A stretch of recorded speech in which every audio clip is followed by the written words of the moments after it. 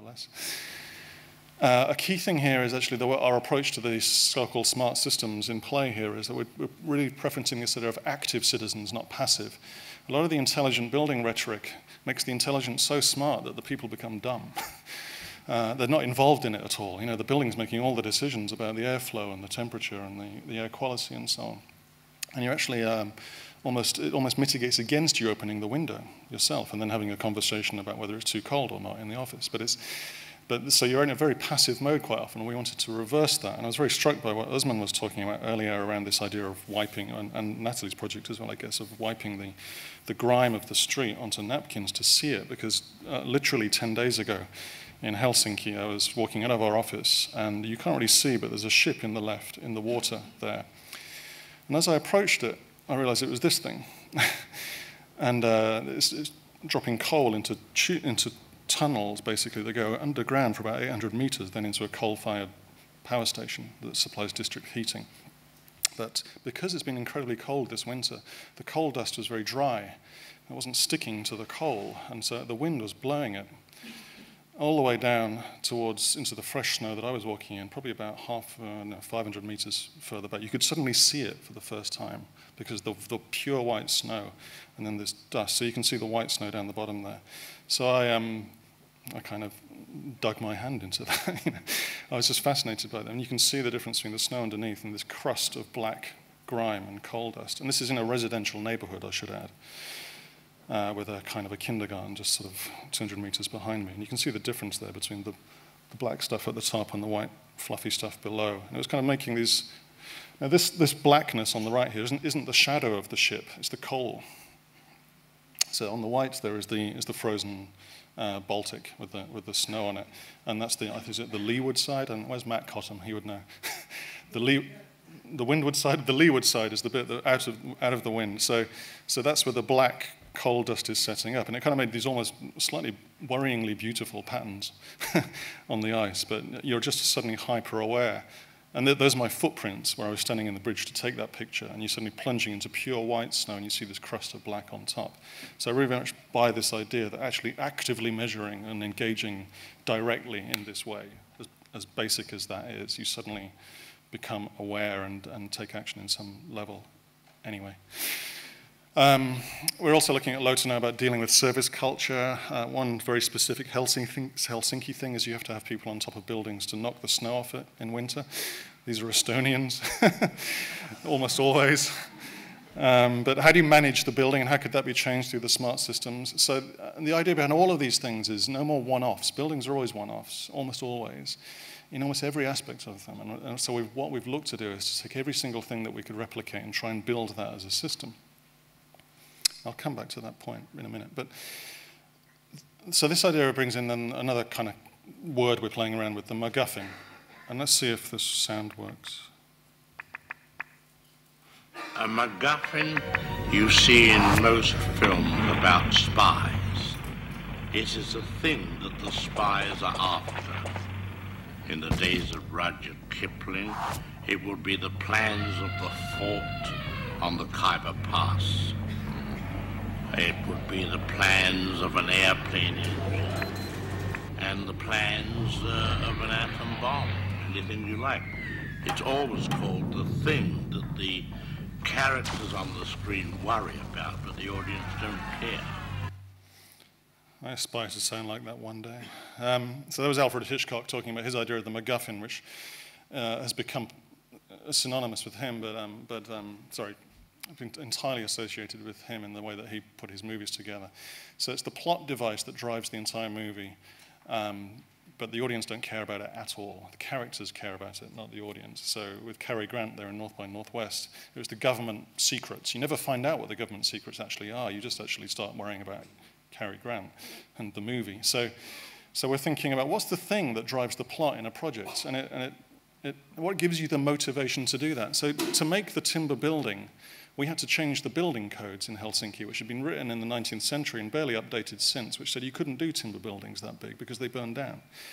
The technology changed. You can do the timber buildings, but we had to change the law to enable that to do it. So, to get the motivation to drive a law change, we wouldn't have got there just through really good PowerPoint, basically. which is the usual consultant's tool of choice, right? So, you know, there's been endless waves of consultants washed up on the shore of the building regulations saying, timber buildings are really nice, let's do them. You know, they're just nothing, just bounced off their shields of steel.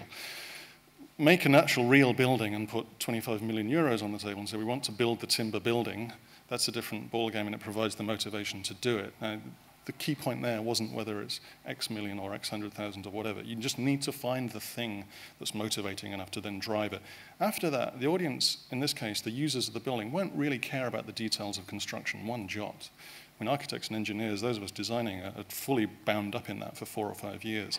But when they're living and working there, is it a nice place? You know, does it enable me to do what I want to do? That's what they care about. They're not worrying about dovetail joints and stuff. So that's the idea of the MacGuffin, I suppose. You have to make the thing to drive it. In making the thing, then we come to dark matter. So I chanced across this quote by Wouter Vastenvoet, who's actually based in Rotterdam and teaches at TU Delft. And I met him last night in Rotterdam. He's fantastic. Tracked down everything he's ever done and written. Now, Rory Hyde, who's also here today, interviewed him a while ago, and he said that, you know, skip to the end, to really change the city, you've got to engage with the structures and institutions, the horribly complex dark matter. That's where you can really do it. It's not through the building, it's not through the community garden, it's not through the car, the iPhone, or whatever, it's actually in that stuff.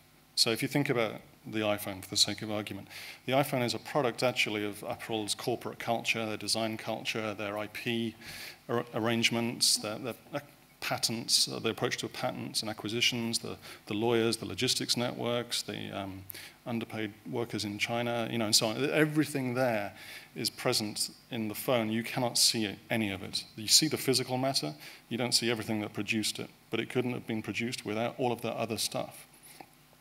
And it turns out that dark matter, which comes from theoretical physics, doesn't mean dark as in bad or anything, it's just, it is what it is 83% of the known universe.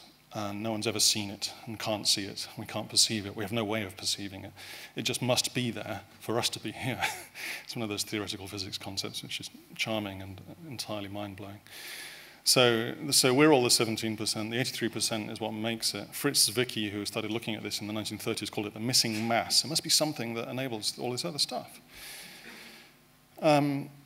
And I see that now in terms of organizations and policy and law and cultural patterns and so on, and silent assumptions and belief systems. Those are the things that produce the world, but you can't perceive them. So we can't see what produced this building in terms of the design culture or the legislation or the building codes. And architects could see the building codes perhaps, but they wouldn't see probably the legislation and so on. So in order to transform the context to make a meaningful thing, a transformative thing, you have to really hoe into that quite a lot, it seems to me. And again, you're designing between the matter and the meta. The meta then becomes hugely important. If you really want to change things, make them replicable, not just one-offs, change the law. Don't get an exception for your building to be the one timber building in Helsinki. Change the law so that other timber buildings can then follow. And now there are 2 or 3 other timber buildings going up in Finland before we've even actually started construction on ours. So replicability is key when we're talking about system change, systemic change. And then that brings us to decision-making platforms. So whoever's made the drinking game about the use of the word platform today, take a drink now. So obviously platforms are interesting, and there's many reasons why they're interesting, which many of you know better than I. One thing that we've looked at in terms of, as you can imagine, crowdsourcing and engagement platforms is Kickstarter. And it's interesting seeing Kickstarter being to shift from a platform for generating very specific kinds of things, movies, books, products, I guess, to some degree, to actually increasingly, there have been some urban propositions there recently. Pool in New York, the most famous one, but also this idea for a Robocop memorial in Detroit, which is what that is, which garnered, I think, $67,000, just like that, including one $25,000 donation, which, when you wonder whether that was Robocop himself or something. But that's when it starts getting interesting in a way, because I think actually that's when Kickstarter reaches the hard edges of what it's been designed to do. Because when you're making physical stuff in shared physical space with real communities attached, you can't just uninstall or put on a bookshelf like a book. It's actually really, it's quite a different ball game, it seems to me. So our idea was then to do Brickstarter, which would be a Kickstarter for physical spaces and physical shared resources, shared community resources, and so on. So we've started building this. I should also point out, as well as the YIMBYs, and I think Natalie had an IMBY earlier, Wimby, which is Welcome in My Backyard, is a Dutch project from a few years ago, which again Wouter Westenvoet led, which is also really worth looking at. I was leafing through it on the train back last night. Here's me leafing through it on the train back last night. Anyway, have a look at that. So we're looking now at we're doing research on this, and we're getting to some Finnish communities and looking at complex decisions that have been made and the culture that produced them. So Hamina is near the eastern border, near the Russian side, and we went to talk to a local journalist, local politician, head of the residents association, and so on, because they managed to get some wind turbines up in a place that you wouldn't think they would get up naturally. And they managed to pull this off. So we were kind of, we started, this is us trying to find the wind turbines with hilarious results. We just found them, you'll just see, there it is behind the word Hamina. Oh, we should be coming here. We got quite lost. There's another. So it's kind of an incredible place to position them, but we were more interested in the community and how they'd got to that point, how the politician behaved in this process, how the residents behaved in it, and so on. Then we've been to Högsöder on the western side, which is an archipelago. Around the coast of Finland, there's 190,000 islands, and this is a significant chunk of them in this bit. And it's stunning, I have to say. It's one of the most beautiful places I've ever been. But just on the horizon there, again, you can see 3 more wind turbines, which were got up just by one guy's actually a 12-year-long campaign to make that happen. So we're looking at, and that's one of the local politicians we went to talk to in his house. We're looking at how that happened, because it seems to me that a lot of the projects we've heard today, which I think are fabulous, have been about community engagement and shared decision-making, about things like vacant lots and community gardens. And what we're really doing there is actually looking at rewiring democracy a little bit in some way.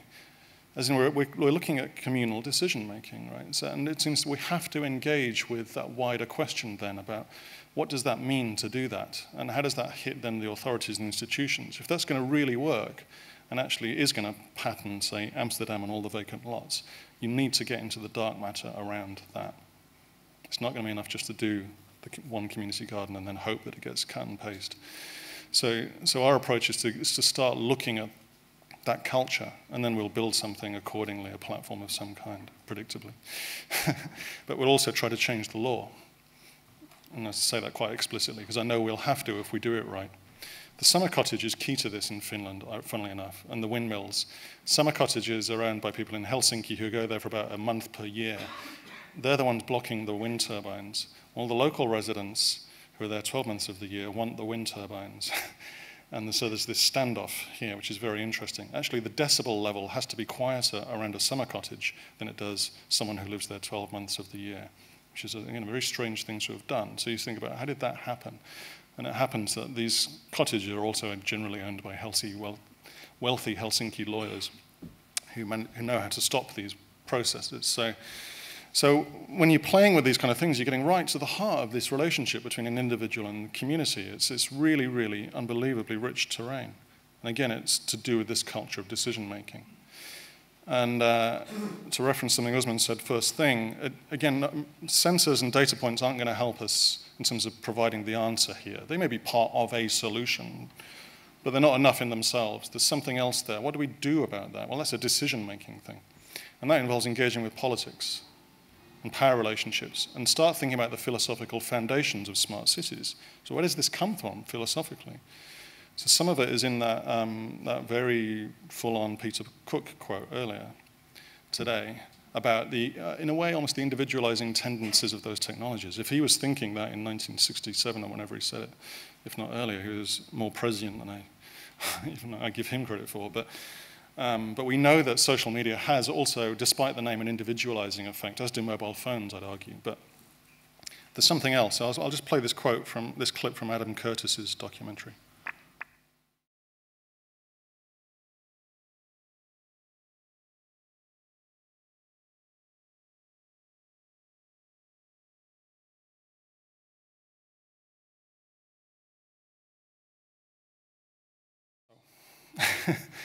A lot of the talk around systems thinking is slightly troubling, I think, because of the things that Curtis starts picking at there, that it actually tends towards a misunderstanding of natural systems based on flawed ecology thinking, in which nature through feedback loops is some kind of beautiful harmonious system, when actually it's a complex and unwieldy series of fits and starts and failed experiments which generates wastes, just like many other organic processes.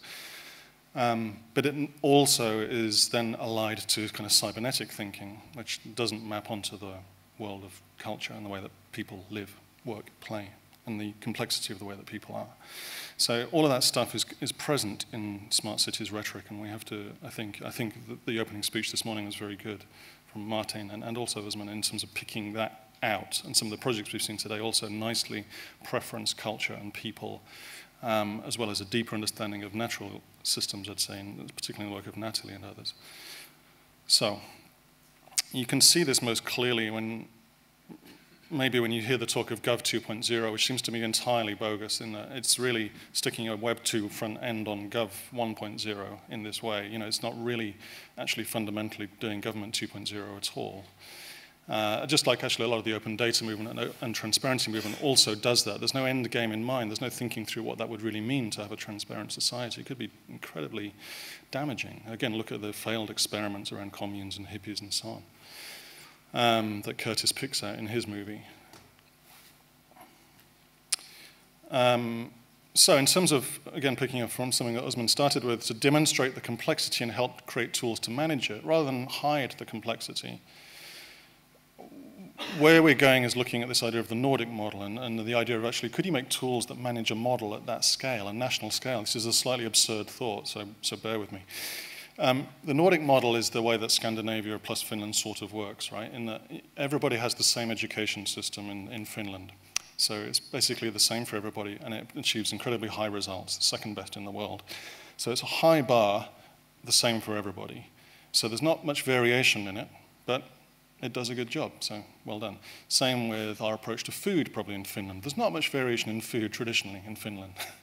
So it's pretty even across the board, but most people can get it. So architecture, the same. We have average to good architecture. There's no stellar stuff, a few altos aside. There's no really mind-blowing stuff. A lot of it's very average. Construction industry holds it like that, as do the natural conditions. So it's the same across the board and so on. So that's kind of a spirit-level society, in the words of Wilkinson's book. Compare that to the Anglo model that you see in the US, UK, Australia, arguably. So with education, for instance, you have a Harvard and a Yale and a Princeton and so on, but then most people fall through the cracks. So you get this massive diversity, which produces innovation in fits and starts, but then actually is a very low level for everybody. So these are incredibly simplistic, dumb diagrams, despite what I just said about complexity. So feel free to have a go. But it's kind of interesting when you start thinking at that level. How can we describe a national culture like that, and how then might it absorb diversity? If Finland becomes more diverse, which it will do, it is doing, the number of non-Finns in Helsinki is doubling in the next 10 years, up to about 15%. That's quite a radical shift in a system which has been homogeneous for a long time. And one thing we do know about homogeneous systems is they're not particularly resilient. They don't handle change very well. So our projects now are getting into that area through the unlikely medium, perhaps, of street food. So we sent out a photographer, Carly, onto the streets of Helsinki at 3 o'clock in the morning to see what happens around the hot dog stands, which are the only place you can sell street food in Helsinki. It's very controlled by the city. The city owns 70% of the land in Helsinki and the leasing rights and so on. So all you have are these things called grilli, which sell things like that, actually things like this, which is called a makaraperenat, which means kind of meat and potatoes, but it's got garlic sauce and onions and a bazillion other things in it. That's actual size, by the way. You see, it is actually really big, but it's really terrible in a way, unhealthy food. It says nothing about Finland. There's nothing Finnish about it necessarily, except the fact it's become like that. It's not exactly beautiful, organic, smoked reindeer meat, put it that way. And the culture around the grilli is then very much about getting drunk and then offsetting the drink with this food. So there's vomit and urination and litter, and that guy's only 15. You know, you can't tell whether this guy is kind of vomiting or ingesting. It's kind of, there's something going in, there could be something going out. So it's that kind of environment. The litter is kind of off the scale during the night, and then it's all cleaned up magically by about 8 a.m. the next morning. So I made these epic movies of street trash. That's a pool of vomit in the foreground, which I've spared you the detail of through careful blurring. My colleague Brian made this visualization of the red bit is kind of restaurant opening times, and the blue bit is peak urban drunkenness levels in time, and you see there's very little intersection. So you've got no option to offset the drink with any other kind of food other than the grilli, because all the restaurants have closed. So, and yet, at the same time in Helsinki, we see some wonderful food movements. And this one, Ravintolapäivä, which means restaurant day, pop-up restaurant day, basically, is a day that has just started as a grassroots initiative where they just said, anybody can set up a restaurant for one day, and you can run it out of your window, you can run it in the middle of a park, it could be anything, it could be a Thai kitchen on the side of the street. It's entirely illegal in that it's completely counter all of the regulations of the city, but the city have no way of closing it down because it's really just been organized by some people using Facebook. There is no organization there, and it's spread like wildfire, so there's now 250 pop-ups in Helsinki on this one day, and then it spreads to other cities in Finland and beyond elsewhere now. Now the city can't even take credit for it as a Helsinki innovation because it's nothing to do with them. Moreover, it's illegal. So they're now caught with this quandary about what do we do at this great branding opportunity. But they've handled it quite well, I have to say. I mean, it's difficult to stop. They couldn't exactly send out police vans onto the street to scoop soup kitchens into the back of trucks. I mean, they're the worst PR disaster ever.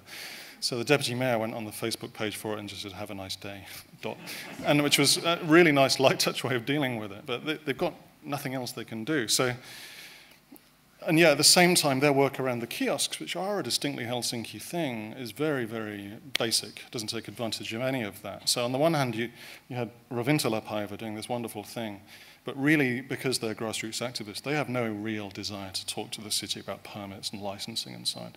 And the city is not moving much towards them, actually, in that direction. So we're trying to play the space in the middle and pull these together.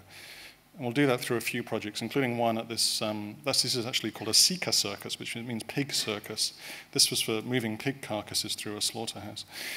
Anyway, this is part of a wholesale market renovation, regeneration, which we're part of. We'll do a kind of a street food boot camp, and we'll try and smooth the legislation. We'll get restaurateurs in to talk to people how to start up a business. We'll build a kind of fake kiosk for you to practice being in a kiosk and so on. And we'll make sure that all the things are in different languages to encourage diversity and so on and so on. Because this isn't about falafels on street corners, although that would be nice, but that's not our motivation.